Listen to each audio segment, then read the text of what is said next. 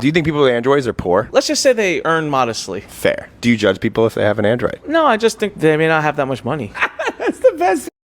He's right. I don't have that much money, but there are the likes of Mark Zuckerberg and Bill Gates, part of the richest people in the world, and they use a Samsung phone.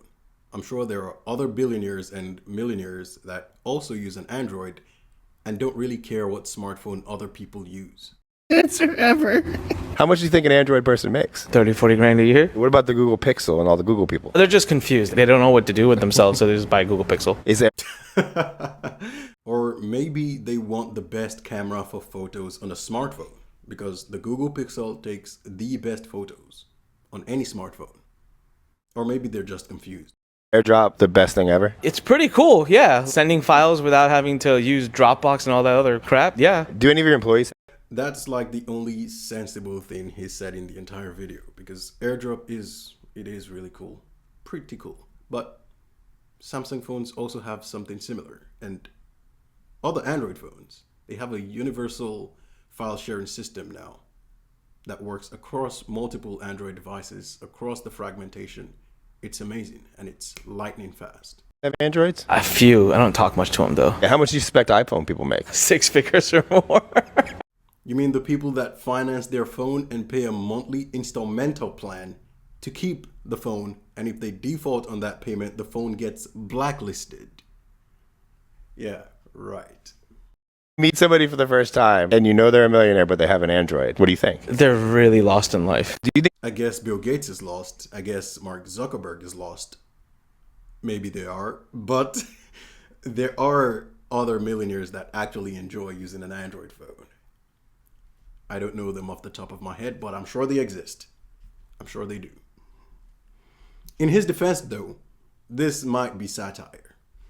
I think I finally understand the terminology that Android users are broke, because after seeing all of these prices, I would be broke too. The Samsung Galaxy Z Fold 5 starts at $1,800 currently on Samsung's website, which is kind of insane, but I understand it because it's a foldable. But let's look at their other phones. You can configure the Galaxy S23 Ultra up to $1,600. That's what? Oh, That's for the highest end 1TB variant. And just like with the iPhone, the 1TB variant, I don't think a lot of people actually buy the highest end maxed out storage variant.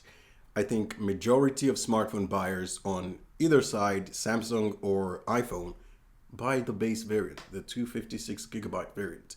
And for Samsung, that's $1,200. Same with the iPhone 15 Pro Max. So it's not too bad. I mean, that's pretty crazy expensive, but it's the same price as the iPhone. don't even get me started on the Google Pixel Fold, because that thing's $1,800 at its starting price, which... The Pixel Fold is way overpriced. I haven't used it, but I've experienced it. I've felt it, and it is definitely not worth it. I mean, for what you get out of that phone, I wouldn't even pay for that, but that's absolutely absurd. Oh, you want a Sony Xperia 1 Mark IV? Well, that'd be a quick $1,400. You know, after... To this day, I do not understand why the Sony Xperia 1 series, the flagship variant of the Sony Xperia 1 series, cost so much. It's crazy expensive. I think there was one that started at $1,800 at some point. That is a ridiculous price for a slab smartphone. I don't know why it's cost so much, but it's not gonna sell at that price to the average buyer. Looking at all of these prices, I'm starting to think that maybe the iPhone users are the ones that are broke, but I could be wrong. Let me know what you guys think. I don't think anybody's broke. I think people just use what they're comfortable with or what they've been using. But I do think a lot of people say Android users are broke because there are a lot more affordable smartphones in the Android space compared to iPhones. Here's 3 reasons why you should get an iPhone over a Samsung. And don't get mad at me, I did it the opposite way in another video. Number 1, app optimization, which basically means social media on iPhones is significantly better than it is on Androids, and it's not Android's fault, but it's just the way it is, I guess. That is true. The social media performance, Instagram, TikTok, Snapchat, they perform way better on an iPhone that it's almost like it's a different app. It's annoying. The first time I tried Snapchat on my iPhone after using it on my Samsung phone for a while, I was pissed off at Snapchat developers, of course, but it's not their fault either. There's too many variants for Android to develop for Android. Meanwhile, for the iPhone, there's 4 variants to develop for in a year. So they can just specifically develop the app for that phone. For Android, they have to use a one-size-fits-all approach. And that just makes the experience terrible on all Android smartphones. So that's the way it is.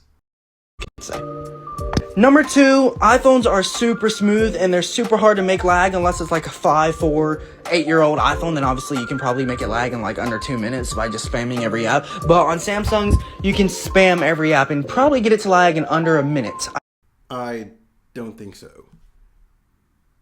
Maybe with some very intensive applications, but on the iPhone, my 15 Pro Max, I have made it lag in just over a month that I've been using it, not even using that many apps. I'm trying to go back from an app and it just stutters, lags. I'm trying to go back to the home screen. It stutters, it lags. It's happened quite a few times and I've had to restart the phone to solve that. So yeah, that also happens to the iPhone. It's not just Android. iPhones are not hard to make lag. They're actually just like any other smartphone. I guaranteed it, even on like the S23 Ultra. Number 3 is battery life. iPhone's battery life has been superior over any Android for like the past, I don't know, 6, 7 years.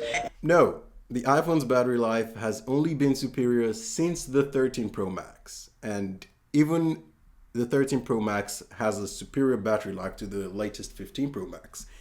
I don't know what Apple did with the 13 Pro Max. It was some kind of sorcery, I guess. But the battery life on that phone was amazing. The 13 Pro and 13 Pro Max. And I think they nerfed it on the 14 series and 15 series so you guys can keep upgrading. But iPhone's battery life only started getting good when they started making bigger phones like the XS Max. And it only surpassed Android's at the 13 Pro Max. It's only iPhone? That's good, because fucking Android sucks.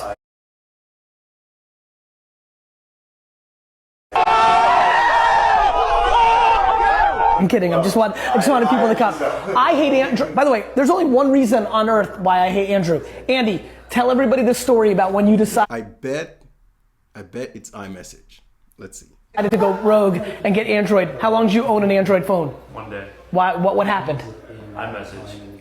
So It's so predictable at this point. iMessage and FaceTime. Now, I don't know if a lot of people use FaceTime, and it's impressive. But the overwhelming majority of reasons why people stick with or choose or prefer an iPhone is iMessage most of the time.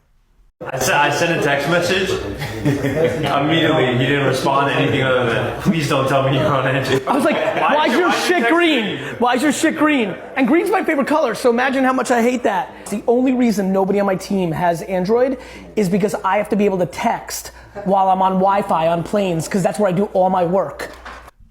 Being able to text on Wi-Fi, natively built into the phone, is impressive. The first time I figured that out, I was genuinely impressed. So that is a huge point for iMessage. It's built into the phone, automatically linked to your Apple ID and your phone number, so you don't have to download a separate app and go through a whole process like with WhatsApp. That is very convenient and actually pretty smart, and I see why people like it and stick with it. It's just easy to use. And if I can't text you, oh, Caleb, you were Android too. No, not since I was 18, no. Oh no, who? Jake. Jake, fucking Levy. I understand the convenience of iMessage, but I wouldn't go as far as to shit on someone for not using an iPhone just because I want them to be on iMessage with me. That's going too far, but I think Gary is joking in the video. No, he wasn't joking.